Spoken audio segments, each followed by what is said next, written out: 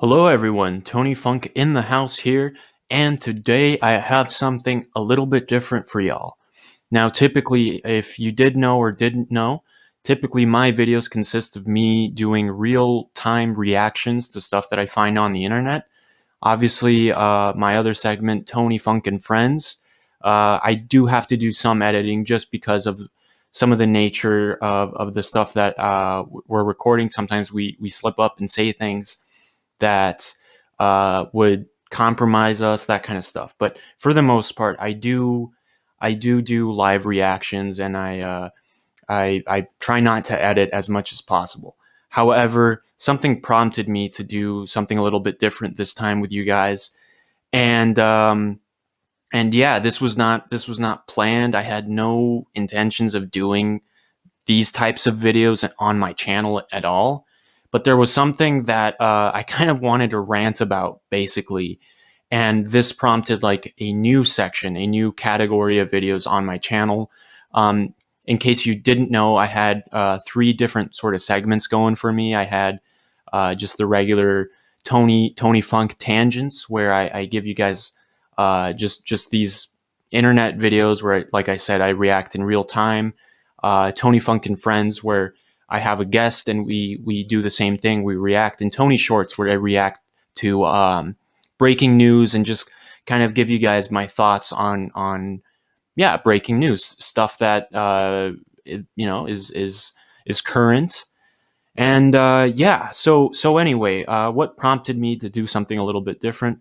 Well, you see, as someone who has a lot of free time, not, but as someone who takes advantage of his free time by watching YouTube.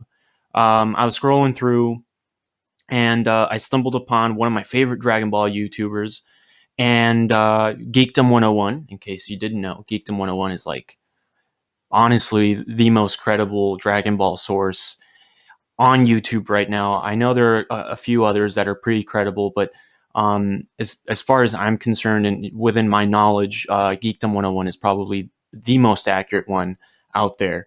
Uh, but anyway, I stumbled upon his video, and it was his sort of recap of chapter 69 in the 69. I'm a child. Chapter 69 of Dragon Ball Super, and a lot of the stuff, a lot of the stuff on the review, I mean, I didn't like Granola being able to just you know, through happenstance, find the second Dragon Ball because he was watching TV. Anyway, if you guys want to see why it's so contrived and so horrible, you guys should check out Emperor Big D Geekdom Big D's Danny's channel. You guys should check out Geekdom 101, and you guys should watch that video, the Granola Has Balls video. But anyway, as I was watching it, I found myself for the first time in a really long time. I found myself excited to learn more about the Namekians, sprinkled throughout Universe 7 and the secrets of the Dragon Balls, what I thought was like, yay, fuck yeah, more lore, I exclaimed, this was something that was severely lacking in parts of Dragon Ball Z and parts of Dragon Ball Super. They would always introduce new lore, right? But they would never go back into the old lore. They would never go back into shit, that was mentioned before, and they would never really expand on it. It was just like every saga, Dragon Ball would introduce more lore, and either it would contradict some of the previous lore, or it would enhance. We're putting quotes on that enhance, because really what it would do is that it would take a lot of merit out of the lore. A really good example, and I think Geekdom actually mentions it in chapter 69, is the whole Beerus being okay, pretty much greenlighting Frieza to destroy the planet Vegeta, right? That was kind of, I know it's more lore and it's, I guess, cool for some people, but honestly, it fucks with the whole Frieza story about how he, he became fearful of the legend of the Super Saiyan, and a whole bunch of stuff like that. And so Dragon Ball is full of this shit. And yeah, so not only did I find myself being excited for the revisiting of some lore and the expansion of some lore, but I also found myself kind of down in a way because Dragon Ball is has always been progressively getting even more and more convoluted. So anyway, um, what what this video is going to be about is I'm going to be talking about Dragon Ball as a whole, the entirety of the series, and I'm going to explain to you guys one of my biggest gripes with the series. And basically, what I'm getting at here is that when you watch Dragon Ball in its entirety, we're talking both canon and non-canon. You realize a bunch of things. You realize power creep, how just characters unexplainably get increasingly more powerful. You experience plot holes as the series progresses. There are more plot holes being exposed. And another thing, and this is my biggest gripe, and this is specifically what we're going to be talking about today, is the narrative switch. All right, guys? There's a huge narrative switch. So, Dragon Ball is kind of a self-contained story about Goku in his childhood and then eventually into his adulthood, and him and his friends, and them, looking for the Dragon Balls, fighting other people, that kind of stuff. Dragon Ball Z is the continuation of that from Goku's adulthood and him kind of being a parent as well. Dragon Ball Super, I honestly, honest to God, I could not tell you what Dragon Ball Super is about. I can't even provide you guys with a summary. Um, the best that I can do is to tell you guys that Dragon Ball Super, if I could sum it up in one way, would be that Dragon Ball Super is about the gods and the continuation of Goku and Vegeta's development as stronger warriors. But that doesn't even do the series justice. It's so difficult to sort of pinpoint what Dragon Ball Super is about. And then we go into Dragon Ball GT, which personally I think ties in Dragon Ball Z and Dragon Ball, the original Dragon Ball, into a really nice bow. And that's kind of what this whole video is about. I'm going to let you guys know exactly why Dragon Ball GT was a way better series than Dragon Ball Super and partially Dragon Ball Z. We're going to get into why partially here later. Now, this is going to be called a Tony Funkumentary. So this is going to be the fourth sort of style of videos that we're going to be showing you guys here on this channel. And yeah, why Dragon Ball GT is better than Super and Z, a storytelling analysis. This is going to be part one. If you guys want, you guys want to know like reasons as to why Dragon Ball GT is superior, you're going to have to wait a little bit. You're going to have to wait for part three. Part one, basically, I'm going to be summarizing why Dragon Ball and most of Dragon Ball Z is one cohesive story. And I'm going to be talking about how stories are made and how to make a cohesive story. And part two, we're going to be talking about all of the flaws that part of Z has, as well as the major flaws with Super, and why those two series do not, they are not representative of an actually good story. Now, I got to give you guys a disclaimer here, all right? I'm not saying Dragon Ball GT was more enjoyable than Dragon Ball Super or Dragon Ball Z by any means, all right, guys? I'm going to be honest with you guys. I found Dragon Ball GT incredibly boring. Dragon Ball GT is really, really fucking boring. Especially those first episodes with the baby saga, where Goku is kind of traveling the galaxy or the universe, along with Pan and Trunks and Jiru. And it's just really dry. And I know they were trying to kind of grasp the sort of the feeling of the original Dragon Ball and stuff. But yeah, it was really boring, and a lot of the villains kind of sucked. But anyway, I don't want to trash Dragon Ball GT any further. because Dragon Ball GT has a lot of awesome stuff.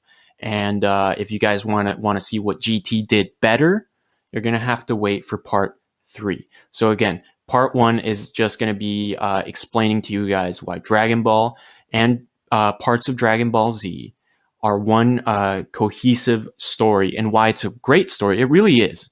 It really is a great story, and what makes that part of the entire Dragon Ball story a really good unit of storytelling. So here, in this first image, we have Homer's Odyssey. If you guys are not familiar with Homer's Odyssey, if you guys have seen Troy, that is one of the stories in Homer's Odyssey. Why am I showing you Homer's Odyssey? Well, Homer's Odyssey is an example of an epic poem. All right, there are a lot of epic poems throughout history. Beowulf is another epic poem, right?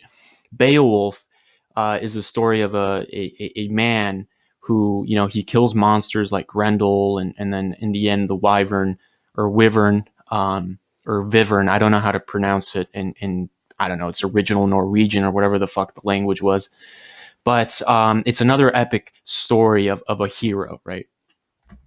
And then we have Dante's Inferno, which is an excerpt of the Divine Comedy, right? The Divine Comedy being another epic poem. So let's define what an epic poem is and what the fuck it has to do with Dragon Ball. Epic poetry. These are points. These are sort of traits that epic poetry contains. Now, not all of them apply to Dragon Ball, but most of them apply to Dragon Ball. So obviously the Dragon Ball manga is not poetry. But when you look at Dragon Ball as a whole, when you look at the manga as a whole, you start to realize patterns. You start to see patterns, and you can connect which elements of Dragon Ball fit into the epic poetry sort of genre. Now, here we have the setting is vast, covering many nations, the world, or the universe. Dragon Ball, absolutely Dragon Ball, right? Not only do we explore Earth, we explore the solar, the galaxy, and other places. It begins with an invocation to a muse, an epic invocation. What's the invocation here?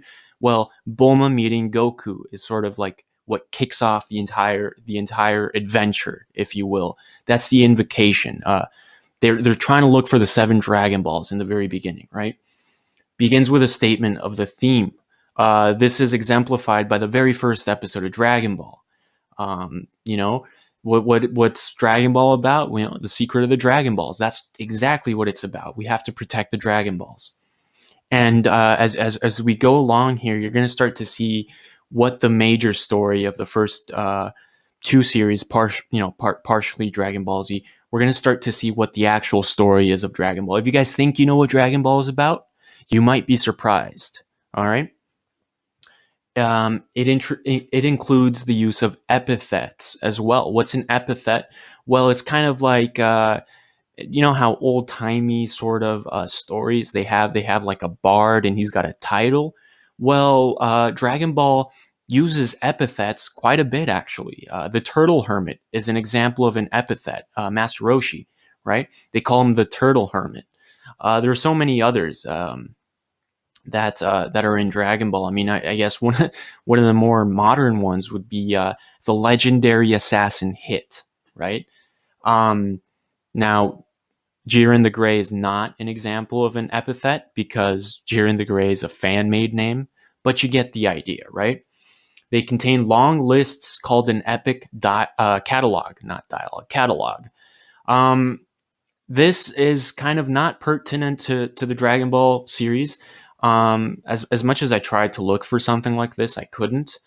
So this is one of those elements that do not apply to Dragon Ball. Features long and formal speeches. This is a thing. When Vegeta recognizes Goku as being number 1, he does that sort of internal monologue as a speech. Goku as well, when he says I'm the legendary Super Saiyan. That's another one of his speeches. His speech to Frieza. And then shows divine intervention in human affairs. That's 100% Dragon Ball, right? Like the gods, right? Beerus, fucking Kami, Korin to some extent, Mr. Popo to some extent. Uh, all the Kaioshin, all these guys are examples of the gods intervening with the mortals' plane of existence. Features heroes that embody the values of the civilization. Yeah, right. Goku's kind of like the embodiment of this violence and fight hungry world, right? Everyone's so bloodthirsty, everyone wants to fight. There's this like world tournament and it's huge, you know, of martial arts. And you know, it's very combat based. And Goku's is emblematic of that combat based world. Often features the tragic hero's descent into the underworld or hell, right? Goku goes to hell, or Hiffle, you know, home for infinite losers, you know, if you were exposed to that terrible fucking dub. So yeah, a lot of the elements, if not most, apply to Dragon Ball. So we can consider Dragon Ball not an epic poem, but an epic story. That's what Dragon Ball is. It's an epic story, ever changing. It's got multiple story arcs divided into sagas, right? The sagas. It's very, very emblematic of an epic story. Now, let's first define a story. What is a story? Well, stories are usually divided into three acts. They are divided into the inciting incident, the lock-in, the first culmination, climax, twist, and resolution. What now? I'm going to explain these elements here by providing examples. The inciting incident for Dragon Ball is Bulma meeting Goku. The lock-in is when Bulma convinces Goku to be her bodyguard, right? Goku has no interest in getting Bulma a boyfriend, right? Which is what Bulma wanted. That's what she wanted to use the Dragon Balls to wish for, and you know, in the first saga, he was not interested. But you know, Bulma said, you know, if you go with me, you know, be my bodyguard, you know, we can adventure, and you know, Goku was locked in, you know, not for the same reasons that Bulma was.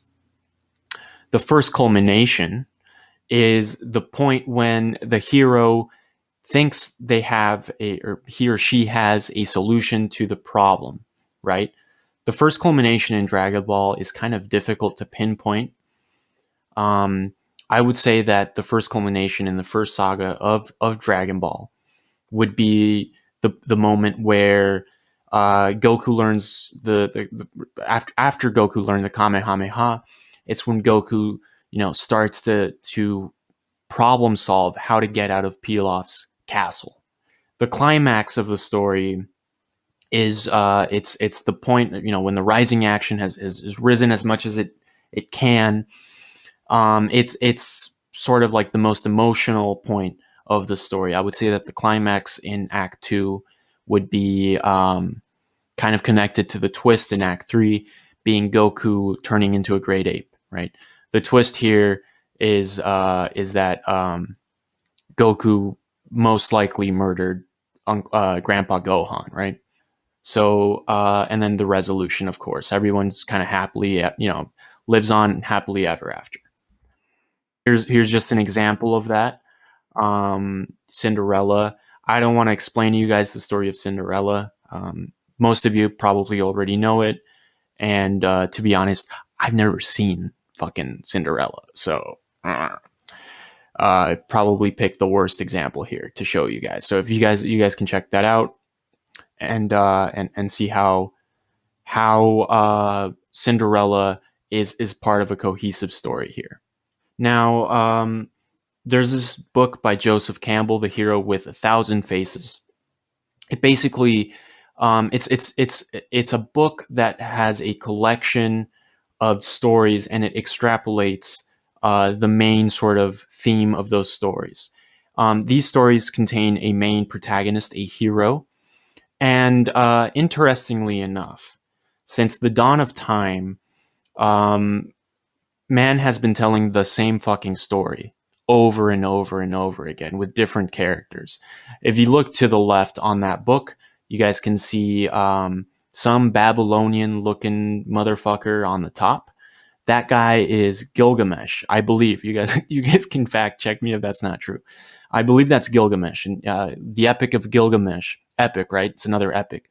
The Epic of Gilgamesh is the story of Noah's flood. In a way, it's the precursor to Noah's flood. You know, a lot of scholars say that the story of Noah's flood copied, basically plagiarized the Epic of Gilgamesh. Plagiarize is kind of a stretch to say, but we can definitely see a lot of parallels with the Epic of Gilgamesh. I don't know what the other two stories and the other two boxes are, but at the bottom you can see very clearly Luke Skywalker. Luke Skywalker has the same hero's journey that Gilgamesh had in the Epic of Gilgamesh, right? In the Epic of Noah's Ark. Same thing. The same things happen to both of these characters. Now, on the right, you can see the diagram. There's a call to adventure. There's supernatural aid. There's right. Very self-explanatory. I don't want to have to go into this and kind of draw parallels from this little diagram here. You guys can read that, and you guys can definitely see how it applies to Star Wars, Dragon Ball, whatever the fuck. Insert the media there, and you will see that the hero has that sort of path, right? Now, very important, before I move on, this is extremely important. The hero has to return. The hero has to go back to point zero, right? Has to go back to where they started. The reason for that is because if you don't have the hero returning to the point where they were, I don't mean physically in a physical spot, but I mean if the hero isn't reflecting at the end of the adventure, there is no solid connection. There's no continuity between the hero's beginning and the hero's end. It's like the hero has become two different people, right? Which is what you want in a hero's journey. But the hero doesn't recognize his or her beginnings, and it's a very unsatisfying end. Now, this is pretty much the case of Dragon Ball so far. Dragon Ball has meandered so fucking much in Super that we don't even know why the series continues. We don't even know why it keeps going. Obviously, it's for money. Obviously, Toriyama, made Super as a response to kind of cradle his baby, his intellectual property, which is all good and everything. But from a narrative perspective, there's no reason Super should even be a thing. All right, here's some quotes from Joseph Campbell. The usual hero adventure begins with someone from whom something has been taken or who feels there is something lacking in the normal experience available or permitted to the members of society. The person then takes off on a series of adventures beyond the ordinary, either to recover what has been lost or to discover some life-giving elixir. It's usually a cycle, a coming and a returning, right? Goku, in this particular case, when he's a kid, there was nothing that was taken from him, but he does join Bulma on the adventure as a means to kind of see the world, to learn more that was outside of his hut. Now, here's another quote from the book. The agony of breaking through personal limitations is the agony of spiritual growth.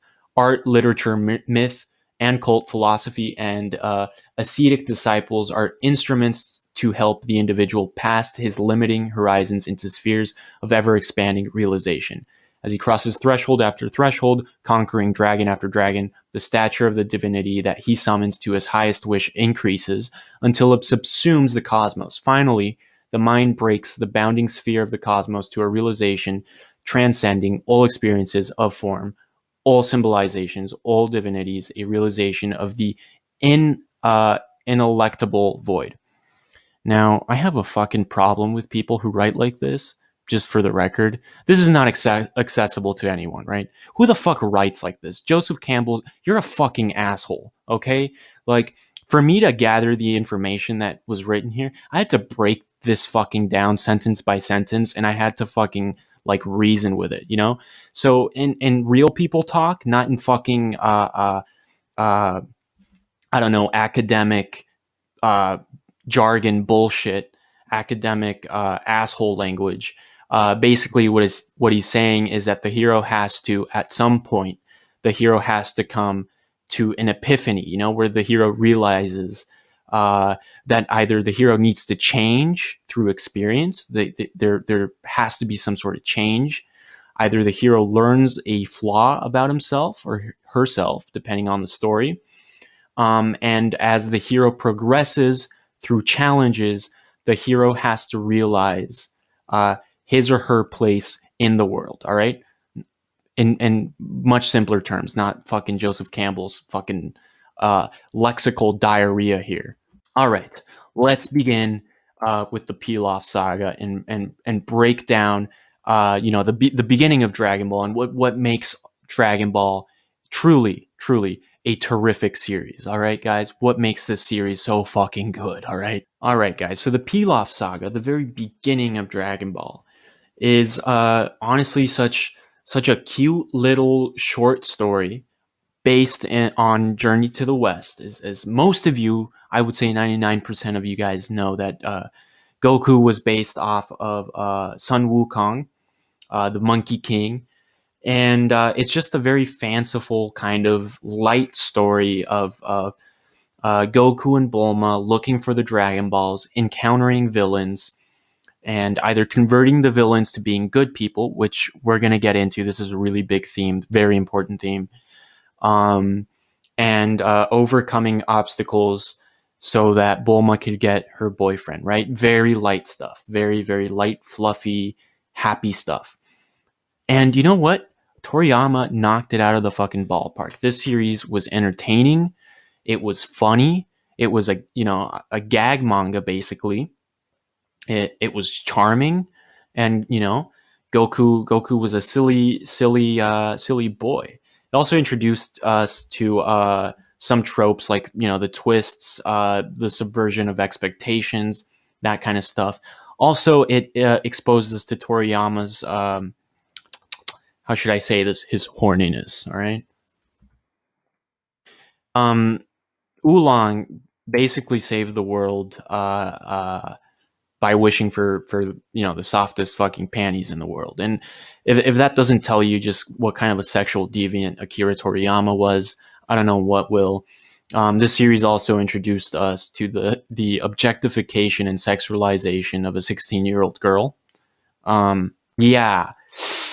I mean, look, she's hot, right? Like they really knew how to fucking draw her, all right, and everything. But this also becomes just a very not a theme or anything like that, but a recurring sort of gag, I guess. The sexualization of Bulma, and this continues for quite some time, even into Super, on some levels. But anyway, this saga, like I said, was very fluffy and it was very cute, and it had a beginning, a middle, and an end. The beginning being the meeting between Goku and Bulma, the middle being looking for the Dragon Balls, and the end being Oolong saved the world. Bulma gets to go with Yamcha. Yamcha has some self-actualization where he can kind of supersede his fear of women, and Bulma gets her boyfriend, and yada, yada, yada, right? Everyone's very happy. Goku's happy, etc. Now we go into the 20th World Martial Arts Saga. Now, this saga, not only does it build upon the things that we've already learned about Goku and Yamcha, and partially Bulma, but it also introduces us to the next theme. And this theme, like I said, it's very ingrained, it's very organic. This is the theme of there being an Ubermensch. I'm going to be getting into the whole Ubermensch thing here a little later. But basically what an Ubermensch is like the supreme sort of guy, the guy that has control over nature, has control over his environment, and can kind of transcend the world that he's been placed in, right? So how does this saga organically introduce a new sort of theme here? Well, Jackie Chun, who's Roshi, enters the 20th World Martial Arts Tournament with the intention of humbling Goku. Now, Goku was already humble, but Goku started to believe that he was actually really strong, which he was. He absolutely was. But Jackie Chun wanted to let him know that, if you believe that you are already the strongest guy, then you're not going to grow as a person and you're not going to become better. So his whole idea was introducing himself as the current Ubermensch, right? As the guy to beat, Master Roshi being the guy to beat. And this is really important. I'm not just telling you guys because this is what happens in the saga or anything. This is insanely important. This is one of the main pillars of Dragon Ball, and it's being introduced to us in the second saga, right? This is one of those themes that's going to be repeated, and it's going to be proven over and over again, for up until the near, the foreseeable future. And I'd also like to add, guys, that Jackie Chun not only beat Goku in his base form, but he also beat him in his Ozaru form, right? Now, him being able to beat him in his Ozaru form, obviously, through some cheating, I guess, technically, by exploding the moon, he's narratively speaking, right? Obviously, it wasn't Master Roshi's intention to make Goku turn into an Ozaru, but narratively speaking, the entire idea of Jackie Chun being able to beat Goku at his strongest is the idea that, yes, even if Goku makes himself stronger and he finds some sort of cheat, Jackie Chun is there to fucking humiliate him and let him know, man, no matter how strong you get, there's always going to be someone stronger. So you can't just rely on your transformations or anything like that. You have to learn from your past experiences and apply them alongside with your transformations if you wish to do so. But you have to learn from the past and take that forward with you. All right, let's get into the Red Ribbon Army Saga, all right? The Red Ribbon Army Saga goes back to the first theme in the first saga, which is the theme of bad guys trying to steal the Dragon Balls, trying to use the Dragon Balls for evil. It also reintroduces the theme and strengthens, fortifies the theme of there being someone stronger than you, and that in order to kind of win, and in order to defeat your demons, defeat the dragon, slay the dragon, you have to be humble and you have to learn more things, and you have to be able and willing to learn, right? To learn how to be stronger, to learn how to use your knowledge, basically. Now, this is done through the use of Tao Pai Pai as well as General Blue. They were both really strong sort of villains that Goku was not able to beat mano a mano, if you will. And it also, just curiously, this is kind of a curiosity, it also introduces the androids with Major Metallotron. I forgot his Japanese name. And Ader, who becomes his friend. So yeah, this saga introduces a lot of things that become very familiar as we move on along with the series. It also introduces a really, really important sort of MacGuffin. It introduces the idea that for the foreseeable future, death is not going to be as big of a deal as it could have been, right? This is alluded to with the Uranai Baba saga, which is basically just an extension of the Red Ribbon Army saga. Uranai Baba, as you know, she's able to revive people for 24 hours, and she does just that with Grandpa Gohan. Goku gets to see him, and we have that very tender, very beautiful moment where Goku and Grandpa Gohan are essentially fighting. And then this leads into Bora's resurrection, right? The Dragon Balls can be used for good. They can be used for resurrecting, people who were wrongfully killed. And that is a pivotal, really important part of the story that is introduced here. Now, like I said, I was touching upon the themes here in the previous two sagas. Now, there are three major themes to Dragon Ball that were established by the last two sagas that become basically the same three major themes for the rest of Dragon Ball, all right? These three major themes being the use of the Dragon Balls for either good or evil, and there's always going to be two parties looking for the Dragon Ball, so it's the struggle of us versus them. That is introduced right off the bat.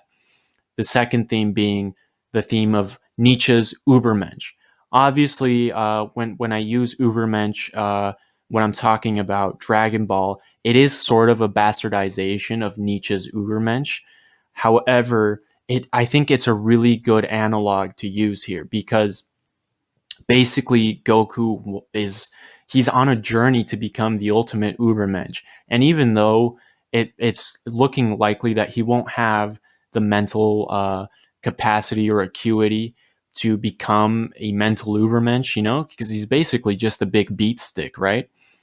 The idea that Goku can sort of transcend the woes of the world and turn them into his strengths, which is what an Ubermensch is, the idea is still there, and Goku is still learning. We're still in Dragon Ball Super, and we still get to see Goku learning and improving with different masters, of course. The third theme that I haven't mentioned is character arcs. What you see on that third section there is a character arc.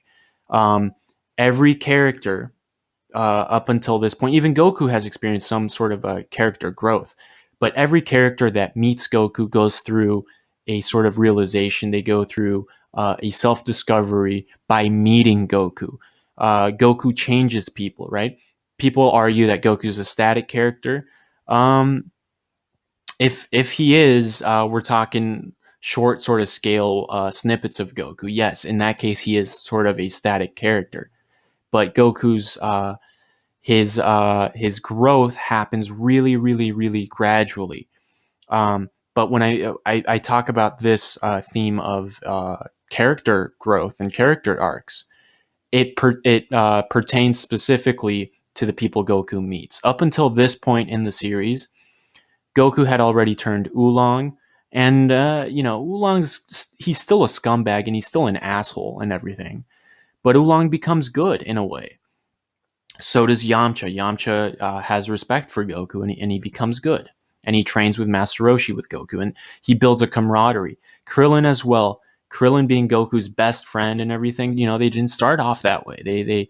Krillin wanted to train with Master Roshi, and he kind of saw Goku as a nuisance, But like I said, Goku's sort of slow burning character arc is what causes other people to experience their own character arcs by seeing themselves in contrast with Goku. These three major themes are really important because this is what the rest of Dragon Ball is going to be about. These three major themes. We go into the Tien Han saga. And this saga wasn't very notable in that it was just pretty much a big tournament. We see that Tien Han is an asshole. He's a dick to everyone. And he breaks Yamcha's leg. We see him villainized, in the fucked up shit that he says and the fucked up shit that he does.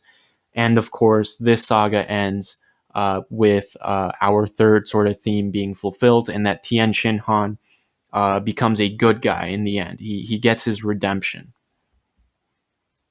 The following saga, the King Piccolo saga, which is basically the father of modern Dragon Ball. I mean, this saga pretty much establishes kind of what Dragon Ball is going to be about, from that point forward, which is basically a boss battle at the very end, instead of multiple sort of tribulations. You can say that the Tien Han saga was kind of emblematic of that, and I would definitely see that.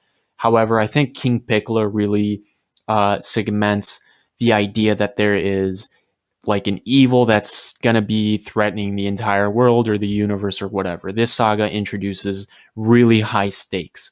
And like I said, the rest of the Dragon Ball sagas are going to be emulating that. Now, this saga introduces some themes that are going to be repeated throughout Dragon Ball. But in essence, it is a natural continuation of the Pilaf saga. It makes sense how Goku progresses, and there are new things that are happening around the world. And like I said, it feels very organic. Obviously, King Piccolo comes out of fucking nowhere. He was never mentioned before. And again, this is going to be a very common theme in Dragon Ball. However, I do think that the way that it was executed, the way that King Piccolo was introduced, I think it really worked because it tied in with the lore of Master Roshi, and we get to see a little bit of Master Roshi's past, as well as how Master Roshi himself became so powerful, right? He had his own master, which, like I said, it feels very organic, and it's very deserved. It's extremely deserved.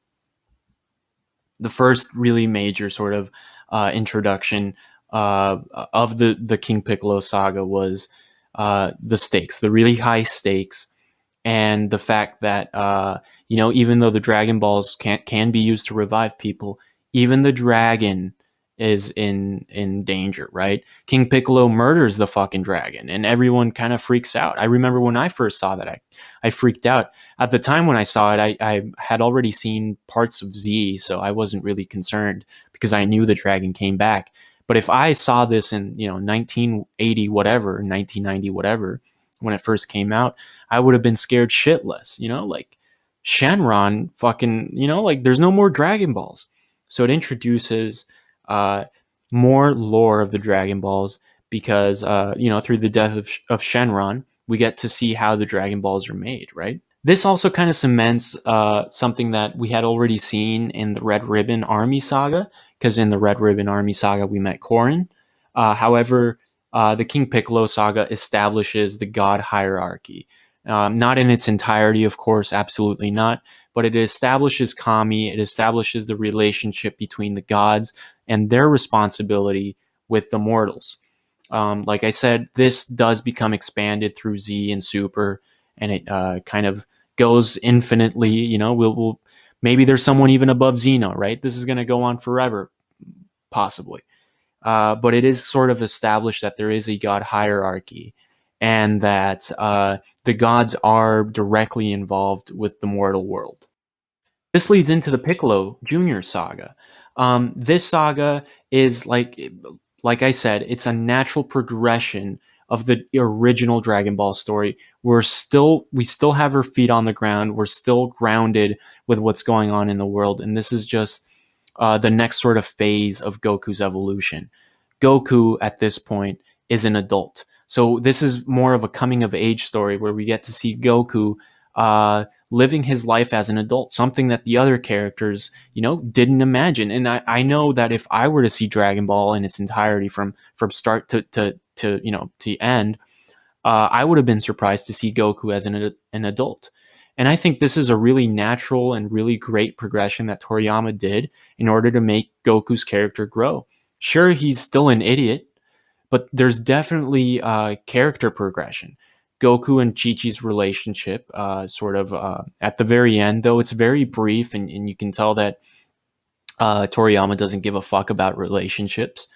You still get to see Goku accepting marriage and kind of coming to terms with being an adult. And all right, I have this responsibility now. I have a wife, and him getting married at the very end. Obviously, it happens in a very silly way, very unrealistic way. However, this introduction is really important to show us that, yes, even this lovable fucking idiot boy can grow up and become a man, right? It's his transformation from being a dumb boy into being a man. Now, the Piccolo Jr. saga does continue with these sort of ideas of redemption and character arcs and that kind of stuff. And the Ubermensch being Piccolo Jr. In this particular case. But it also kind of subverts our expectations, because even though Piccolo Jr. in this case is the antagonist, he's the baddie, the Ubermensch that Goku has to beat, it's almost like Goku is the Ubermensch and Piccolo's trying to prove himself that he can beat Goku. So it's kind of a twist on the old story and that kind of stuff. And like I said, it seems very organic. It also fucking introduces one of the coolest fucking gut punches in all of Dragon Ball. Goku's meteor combination is so sick. That entire scene, that whole animation of Goku just railing on Piccolo and then ending it with a fucking lifting gut punch is one of the sickest animated segments of martial arts I've seen in a while. This leads us into the Saiyan saga. Now, you're probably saying, now, isn't at this point the story meandering a little bit too much? It seemed like the story of Dragon Ball was just this kind of airy and fluffy Journey to the West sort of remake, and you have mystical elements, and you have gods, and you have demons, and this kind of stuff. Why are you including the Saiyan saga as part of the original sort of Dragon Ball cohesive unit of a story. Why is this even in here? And the reason that I'm including the Saiyan saga and a couple more sagas into part of the natural and organic narrative of Dragon Ball is that we've never seen Goku come to terms with himself. And at this point, when we introduce Raditz and we introduce the Saiyans and Goku's heritage, and obviously, these things have never been mentioned before. I guess it was sort of teased that Goku was an alien with Major Metallotron's fucking Terminator vision or whatever. These things, like I said, they weren't mentioned. However, having said that, they do give us an insight onto Goku's sort of psyche and how Goku identifies himself as an Earthling, and it gives us a good contrast as to how Goku sees himself in the world, and how the world kind of really isn't the way that Goku sees. Raditz tells him that he's a bloodthirsty Saiyan, and Goku rejects that right off the bat, right? So this is a really sort of important step in Goku's hero's journey, right? Goku's a hero, so part of his hero's journey is sort of reflection, and this is a saga that teases reflection. It doesn't quite give us Goku's full reflection, but it's an important stepping stone into Goku sort of realizing who he is, what he's capable of, what his purpose is. It also introduces us to Goku's fatherhood. Goku's a father now. Goku has to take care of Gohan. He's a dad, and this lovable idiot that we thought would never have kids, wouldn't know how to stick it into a vagina or whatever, now has a kid, and now he has to take care of this kid, And we get to see Goku's emotional attachment, which is something that, we've seen Goku be upset with Krillin's death and that kind of stuff and whatnot, but we really get to see Goku's father instinct, which is something we didn't really think we would see when Gohan gets kidnapped. Now, the Saiyan saga leads us directly into the Frieza saga, and the reason that we're including the Frieza saga in this, because it's sort of like the completion of Goku's own hero's arc. Goku makes his first realization ever, and Goku also gets to come to terms more so with his own heritage. Now, Goku gets to see through Vegeta's naked sort of mind pep talk, that Goku is Bardock's son. He's a Saiyan, and that his purpose is to defeat this evil bastard who killed his entire race. Goku is extremely detached from his own race, and up until this point, Goku hasn't even considered his connection to the race. Now, obviously, Goku is fighting for his own personal reasons because Frieza killed Krillin. I guess not at this point, he doesn't kill Krillin, but Frieza's a threat, right? And Goku has to fight this threat because he's a threat to his friends and the people that he loves. And even though at this point all hope is kind of lost, Goku finds himself between a rock and a hard place, and he's kind of forced to fight. But he's not only just fighting for that. After Vegeta's pep talk, he starts to understand that there's more to him than just being a really strong guy. He has a past, and there's honor now to fight for. And like I said, it's subtle. It's really, really subtle. But Goku understands who he is, and this is really cemented. The proof is in Goku's Super Saiyan transformation. That's the culmination of Goku's physical character. That's the culmination. This is what Goku's been working for his whole life up to. This point where Goku realizes, all right, I'm the Ubermensch now. Now I get to decide what's going to happen. I'm the legendary Super Saiyan. I'm going to fucking deck you in the schnoz, Frieza. Quoting TFS, of course. And this is my fucking purpose. That sort of Super Saiyan speech that Goku gives. We're not talking about the Funimation dub one, because it really makes Goku sound like Superman. But even in the Japanese, Goku recognizes his heritage. and his purpose. At this point in the story, we can it's safe to say that we can just end Dragon Ball. And I know that it's been sort of it's a common myth that Toriyama was going to end the series in the Frieza saga and then the Cell saga. Those are both bullshit. That's not true. But I can see why people say this. Now, the three major themes that have been repeated, rinsed over and over and over again in Dragon Ball, they sort of come to a culmination at this point, right? The Dragon Balls, Frieza didn't get the Dragon Ball, so the baddie was defeated. And not only do we have one set of Dragon Balls, but we have two sets of Dragon Balls, by the end of the series. Goku became the Super Saiyan. He became the legend, and he defeated the big baddie. So now Goku is officially, he became the Ubermensch, and he became the pinnacle of what his species can accomplish, up until that point in the story, of course. Also, Goku's character arc is essentially complete. Goku became a father. He took care of Gohan. Not very well, obviously. I mean, Piccolo did most of the heavy lifting during Gohan's infancy. But now Goku has established himself as a responsible dude who understands his place in the world and understands that he needs to take care of the people that he loves, his kids and everything. And he's basically he's pretty dialed in on who he is at this point. And as you can see, all three of these themes have been completed, and we can basically end the story here. And the entire story of Dragon Ball, we can sum it up to being the coming of age story of Goku.